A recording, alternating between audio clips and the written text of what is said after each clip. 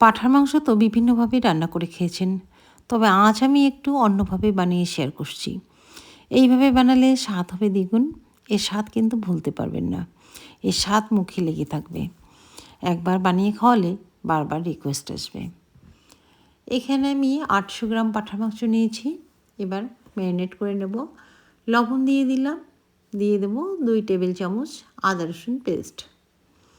এখানে আদা রসুন একসঙ্গে পেস্ট করেছি। আর 1 চা চামচ দিয়ে দিলাম লঙ্কার গুঁড়ো, হাফ কাপ টক দই। এবার ভালো করে মেখে নিতে হবে। এখানে যত সুন্দর করে ম্যারিনেট করবেন ততই ভালো রান্না হবে। আমি প্রথমে টক দইয়ের সঙ্গে ভালো করে ম্যারিনেট করে নিচ্ছি। এটা কিন্তু সুন্দরভাবে ম্যারিনেট করে নেবেন, দইটা যাতে ভালো করে গলে যায়।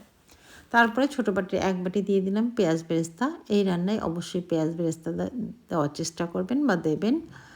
পেঁয়াজ বেরেস্তা ভাজার যে তেলটা ছিল সেখানে 2 টেবিল চামচ এখানে দিয়ে দিলাম। দিয়ে আবারও ভালো করে ম্যারিনেট করে রাখবো। এখানে আমি 4 ঘন্টা মতো ম্যারিনেট করে রাখবো নর্মাল ফ্রিজে। চাইলে আরও বেশি রাখতে পারেন, বা যদি সময় না থাকে তাহলে কমও রাখতে পারেন। একটা কড়াই বসিয়ে হাফ কাপ সরিষার তেল দিয়ে দিলাম। আর দিয়ে দিচ্ছি গোটা গরম মশলা। এখানে 10-12টা ছোটো এলাচ, একটা তেজপাতা, 2 টুকরো দারুচিনি, 4-5টা লং, 4-5টা গোলমরিচ, গোটা গোলমরিচ দিয়ে দিলাম। 1 বাটি পেঁয়াজ। এবারে ভালো করে ভেজে নেব তেলের সঙ্গে, যাতে করে পেঁয়াজটা নরম হয়। সঙ্গে 1 চা চামচ দিয়ে দিলাম আবারও আদা রসুন পেস্ট, যাতে করে পেঁয়াজ রসুন আদার কাঁচা গন্ধটা চলে যায়। একটু ভেজে নিতে হবে। একটু ভাজা ভাজা হয়ে আসলে এবার আমি শুকনো মশলার গুঁড়োগুলো দিয়ে দিচ্ছি।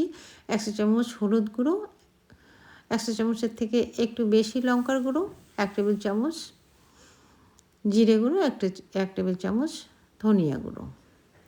এবার ভালো করে মশলাটা কষিয়ে নিতে হবে। এবার তেলের সঙ্গে মশলাটা আমি ভালো করে ভেজে নিচ্ছি। মশলা যাতে পুড়ে না যায় তার জন্য দিয়ে দিচ্ছি একটু জল। এভাবে জল দিয়ে একটু মশলাটা কষিয়ে নিতে হবে, নয়তো নিচেই লেগে যাবে।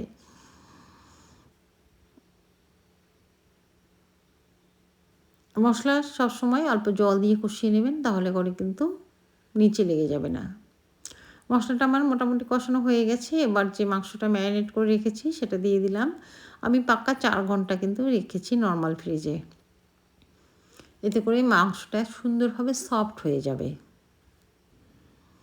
এবার আমি 4-5 মিনিট ভালো করে তেলের সঙ্গে মাংসটা কষিয়ে নেব। একটু হাই ফ্লেমেই কষিয়ে নিচ্ছি।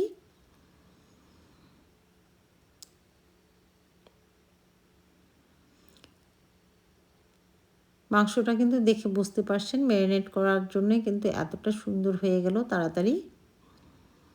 খুব একটা বেশি সময় ধরে কিন্তু মাংসটা আমি কষিয়ে নিচ্ছি না, 4-5 মিনিটে কষিয়ে নেব প্রথমে।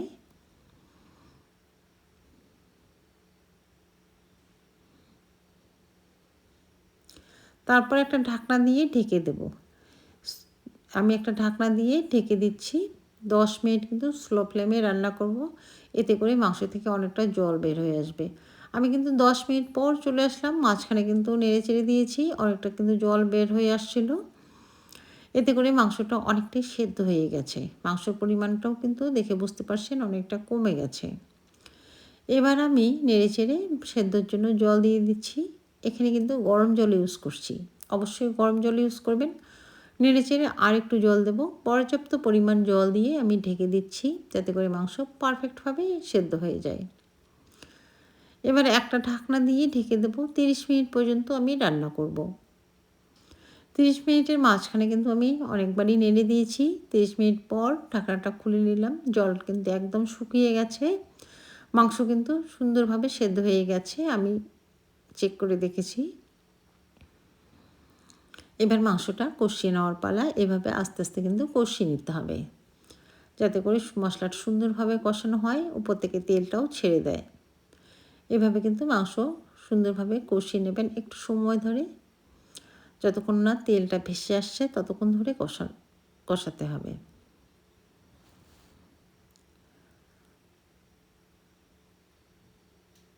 পাঁঠার মাংস এভাবে যদি রান্না করা যায় এর টেস্ট কিন্তু দ্বিগুণ হয়। অবশ্যই একবার এইভাবে ট্রাই করে দেখবেন, খুব ভালো লাগবে। একটু একটু করে জল দিয়ে আমি কষিয়ে নিচ্ছি। এভাবে কিন্তু অল্প অল্প গরম জল দিয়ে যদি মাংস কষানো হয়, কষানোটা খুব সুন্দর হয়। একবারে ডাইরেক্ট কষিয়ে গ্রেভির জন্য জল না দিয়ে অল্প অল্প করে জল দিয়ে কষিয়ে নেবেন। মাংস কিন্তু সুন্দরভাবে সেদ্ধ হয়ে গেছে। আমি আবারও খুন্তি দিয়ে দেখে নিলাম। এবার আমার মাংসটা কষানো শেষ হয়ে গেছে। এবার গ্রেভির জন্য একটু জল দিয়ে দেবো। এটা আমি খুব একটা গ্রেভি রাখবো না বা ঝোল রাখবো না, হালকা হালকা গ্রেভি রাখবো। যেহেতু মাটন কষা, এটা ভাত, রুটি, পোলাও যার সঙ্গে খান না কেন খেতে কিন্তু দুর্দান্ত হয়।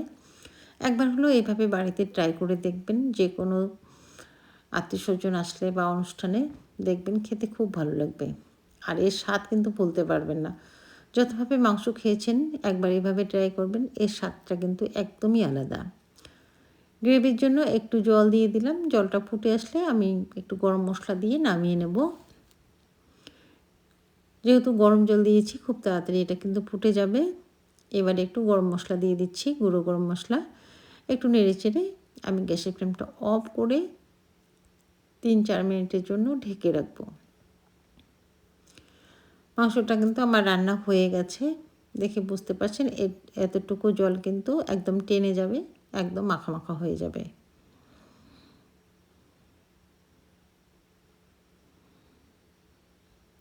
এবার গ্যাস ফ্লেমটা অফ করে 3-4 মিনিটের জন্য ঢেকে রাখছি।